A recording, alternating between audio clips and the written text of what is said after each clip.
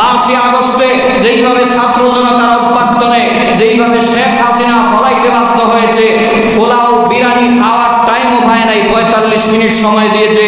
Doctor Yunus, আপনাকেও বলতে চাই, আমরা আপনার বিরোধী না, কিন্তু আমরা চাই ইসলামের পক্ষ হয়ে আপনি কাজ করেন, তাহলে আমরাও আপনার সাথে আছি। জুড়ে বলেন ঠিক না বেটি?